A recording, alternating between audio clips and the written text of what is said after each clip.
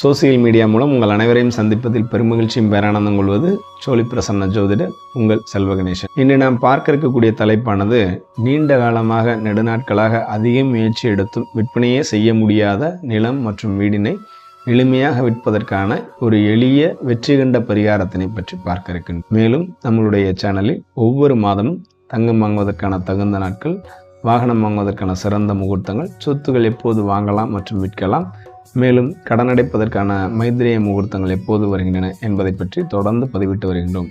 ஆக சேனலை முதன்முறையாக பார்ப்பவர்கள் நம்மளுடைய சேனலை சப்ஸ்கிரைப் செய்து கொள்ளுங்கள். அருகில் இருக்கக்கூடிய பெல் பட்டனையும் கிளிக் செய்து கொள்ளுங்கள். இதுபோன்ற ஜோதிட மற்றும் ஆன்மீக தகவல்கள் உங்களுக்கு உடனுக்குடன் அறிந்து கொள்வதற்கும் உங்கள் நண்பர்கள் மற்றும் உறவினர்களுக்கும் பயனுள்ள வகையில் இதை ஷேர் செய்து கொள்ளுங்கள். பாருங்கள், பதிவுகளுக்குள் செல்வோம். நான் நீண்ட நாளாக முயற்சி பண்ணிகிட்டு இருக்கிறேன். அதிகப்படியான பரிகாரங்களும் செஞ்சுட்டேன். அப்படி இருந்தும் என்னால் அந்த இடம் விற்கவே முடியவில்லை அப்படின்னு நினைக்கிறவங்க முதல்ல அந்த இடத்திற்கான பிரசன்னத்தை பார்த்துக்கோங்க. அந்த இடம் எப்போது விற்கும், அந்த இடத்துல இருக்கக்கூடிய பிரச்சனை என்ன, அதுக்கு பரிகார மூல தீர்வு உண்டா இல்லையா என்பதை முதல்ல தெரிஞ்சுக்கோங்க. இதுக்கு ஆலோசனை கட்டணம் செலுத்திட்டு நீங்கள் தாராளமாக கீழ்கண்ட நம்பரை தொடர்பு கொள்ளலாம். நான் இதுவரை ரொம்ப நாளாக விற்பனை செய்கிறதுக்கு முயற்சி பண்ணிகிட்ருக்கேன், ஆனால் பரிகாரம் அதிகமாக ஒன்றும் செய்யலைங்க அப்படின்னு நினைக்கிறவங்க இந்த பரிகாரத்தை முயற்சி பண்ணி பாருங்கள். இந்த பரிகாரமானது என்னுடைய அநேக வாடிக்கையாளர்களுக்கு சொல்லி வெற்றி கண்ட மிக செலவே இல்லாத எளிய பரிகாரமாகும். ஆக இப்பேற்பட்ட இந்த பரிகாரத்தினை உங்களுக்கு கொடுப்பதில் முதல்ல பெருமகிழ்ச்சி அடைகிறேன்.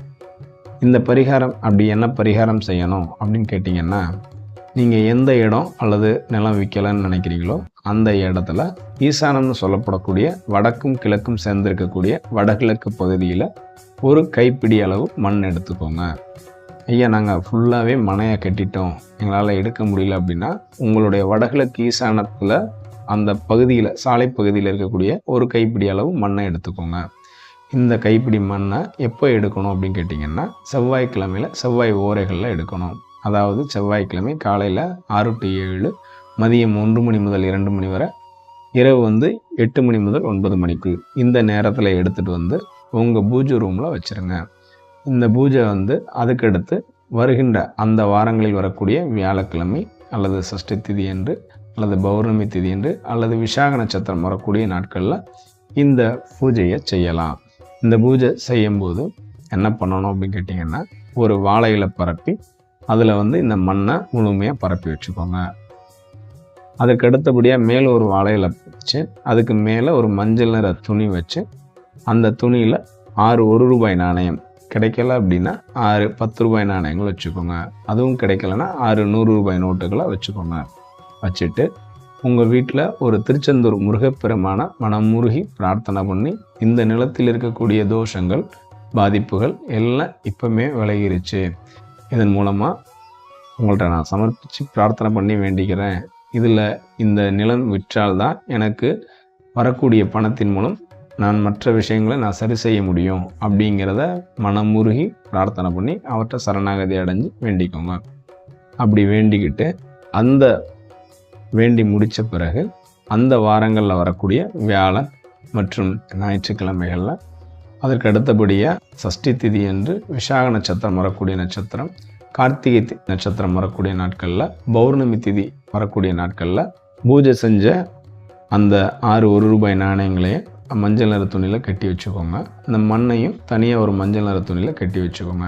இந்த இரண்டையும் வரக்கூடிய வியாழக்கிழமை மற்றும் சஷ்டி திதி அல்லது கார்த்திகை நட்சத்திரம் அல்லது விசாக நட்சத்திரம் அல்லது பௌர்ணமி திதி இந்த நாட்களில் நீங்கள் திருச்செந்தூர் முருகப்பெருமான் கோவிலுக்கு சென்று அங்கே இருக்கக்கூடிய நாளி கிணற்றில் முதல்ல வழிபாடு பண்ணிக்கோங்க.